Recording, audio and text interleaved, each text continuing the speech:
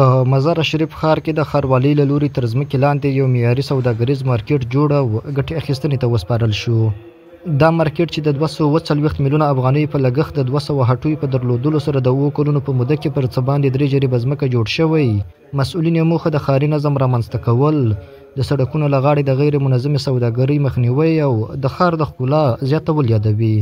با سرمایه‌گذاری 247 میلیون افغانی از طرف شرکت روانبی انشاءالله با کیفیت عالی کارشان به اتمام رسیدن و شما میبینید که هم سهولت ها در اینجا در نظر گرفته شده. بین مارکت ها مثال از جیجانی و قریشی و اصغری و استیواک از اینجا گرفته تا سرک کلالی این موقعیت داره و در 7000 متر مربع تقریبا بیشتر از 3.5 گرفت.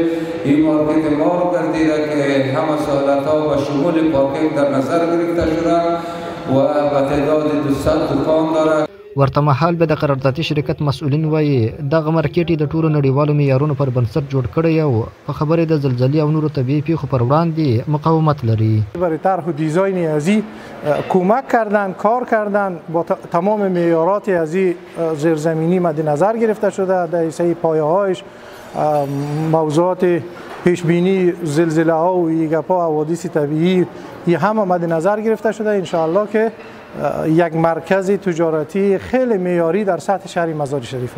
له بلې خوا بیا یو شمېر هټیوال د دغه مارکیټ له جوړېدو خوښي څرګندوي او زیاتوي چې دا ډول مارکیټونه د ښاري ازدحام د کمولو ترڅنګ خلکو ته د خوندي کاروبار چاپیریال برابروي.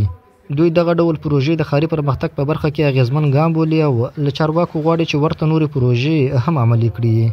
دا مارکیټونه جوړ شي دلته هم ګڼه ګوڼه د ترافیکي هم د هر څه نه هم کمه اوسېږي او خپل هغه سودا کمه شاید که څوک مشکلات لري او چې خریداري کوي هغه ډېره په ارامه او ښه فضا باندې دا به ترسره کېږي. مارکت‌های زیرزمینی معمولا از بیروباره که مثلا در وسط شهرها و در پیاده‌رو و چیزا مثلا بعضی از دوکاکین یا غرفه هایی که میباشه مثلا از طرف شهروال جمع‌آوری میشه فعلا. به اون خاطر مثلا میشه که فعلا اینجا هر کدامشون خود یک دکان ایجاد کنن و به حساب مردم هم حساب بیروبار بیرون شهر خوب میشه. هم مارکت هم یک چیز بهتری است نسبت به بیرونو. د یادونې وړ ده چې مزار شریف ښار کې دا 4م مارکیټ دی چې د ښاروالۍ له لوري تر ځمکې لاندې جوړیږي.